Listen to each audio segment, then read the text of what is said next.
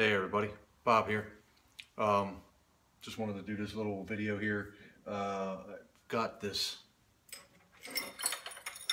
little wind chime that I made a while back, and it's made out of just some shim stock that I had, some little jack chain, I can't remember what the size is on it, and a little 1-inch ring on top to hang from, 1/2-inch conduit, real thin piece of sheet metal for the sail, and just a fender washer. It doesn't have a real audible clang to it, which is fine with me because it gets pretty windy around here, and I didn't want it to be clanging and banging and just making a ruckus, you know, all the time.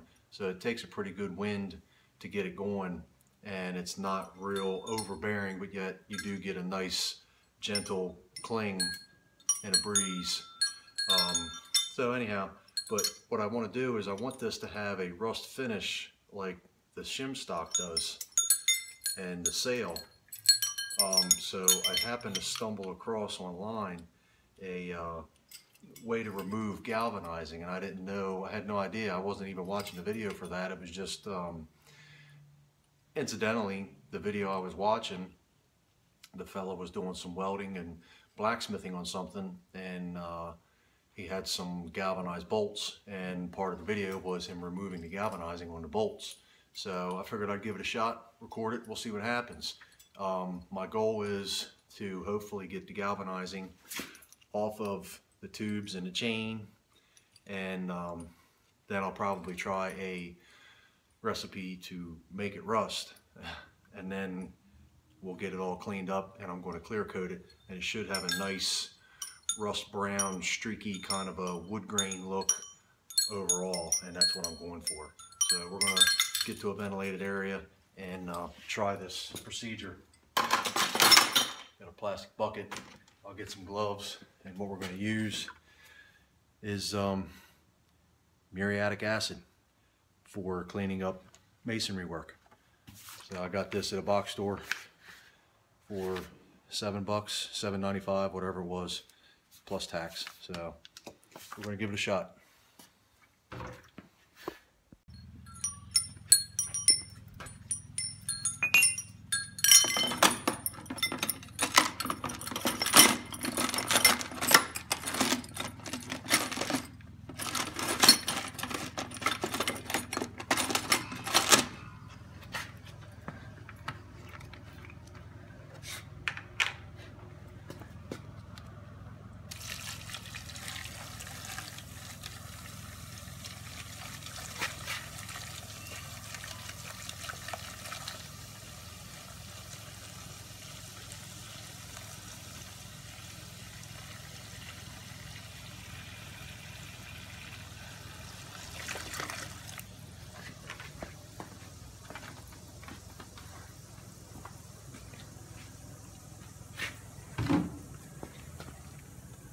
Kind of looks like a science project.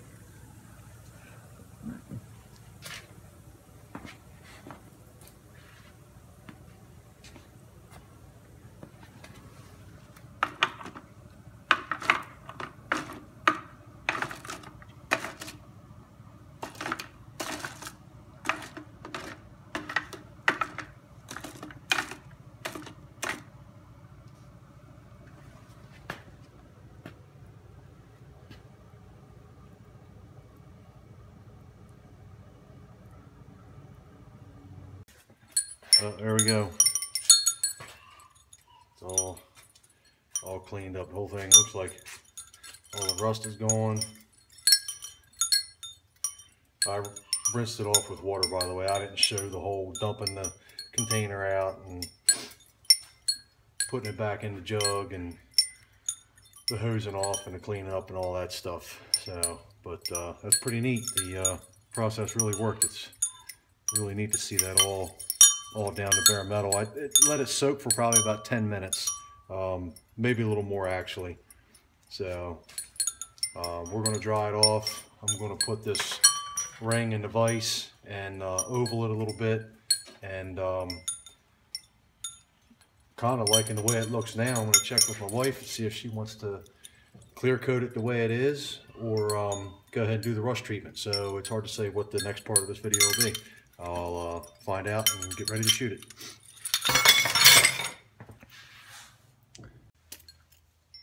All right, boys and girls, rust patina it is. So what I have here is it's a mixture I looked up on YouTube, and it's just a mixture of white vinegar and hydrogen peroxide. I didn't measure anything out. I just, it's like 50-50, and just shook it up a little bit. I think the boy in the video I watched even threw a little salt in there. I'm not really sure what that's for, because this it does it immediately. So we're gonna give it a shot here and see what happens.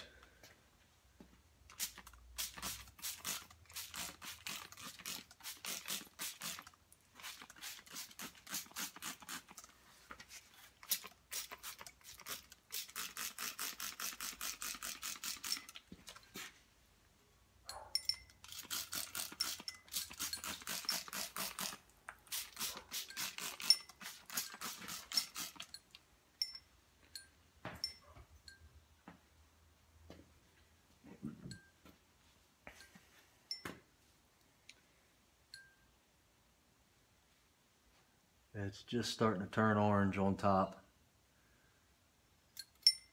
and down here. The chain's a little bit too.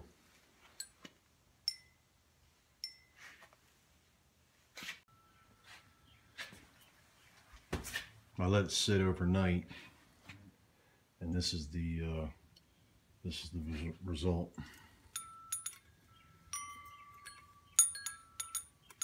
I like the streaking. This one did real well. That don't look too bad.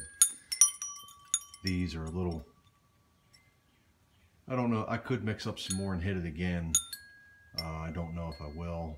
I might just leave it hang outside for a little while before I clear coat it. It's got a jump start.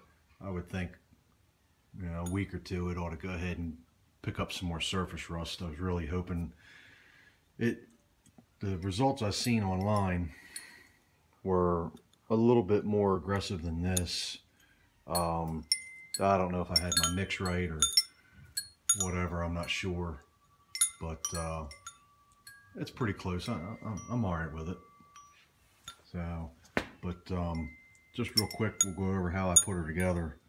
Like I say, this is just a piece of sheet metal. I cut it out with tin snips and small jack chain, they call it. I don't know what the number is. And it's just little cotter pins. I drilled a hole, put the cotter pin through, put the chain through it, and then just bent the edges over. Likewise up here, drilled a hole across through the tube, and just used the cotter pin, dropped the chain down inside, and just kind of looked in there and eyeballed it, and was able to get the cotter pin through the chain, and then bent the ears through. And then likewise up here, I drilled, I don't know why this is out of focus, drilled holes, dropped the cotter pin into it, bent the ears over, and hooked the chain through the eye of the cotter pin. And then hooked the chain to one central piece and up to the hanger. And there it is. The washer, it's just a fender washer, and I've got the hole big enough. I shoved the cotter pin in through one way, shoved one through the other way, bent the ears over, and hooked the chain to it. So it's not real loud. I've heard that the tubing, if it's like a high carbon or tempered or something like that, you get better sound resonance out of it than just common metal. But this works for me. The pipes, I just stepped them in size. One is I think each one is an inch off, so I think one is 12 inches, 11 inches, 10 inches, and 9 inches, and that gives you a nice gradient of the different tones, so it sounds a little more harmonious. And like I say, with it, everything's a little heavy with all being chain and everything. And I think the chain may deaden it a little bit too. So you got common steel tubes and then hooked up to the chain, it kind of deadens the sound some. But you know, decent little breeze is what it takes to get it going. You just get a nice little clinking. It's nice to listen to in the spring and when the windows are open and whatnot. And so there you have it. Let's get back here and look. Let's see if we can. There we go. Well, I appreciate you all coming along for my experiment, and I hope this inspires you to go craft something, build something, create, modify, or whatever, and go out there and do it, film it, have fun, and be safe. Thank you for watching. Take care.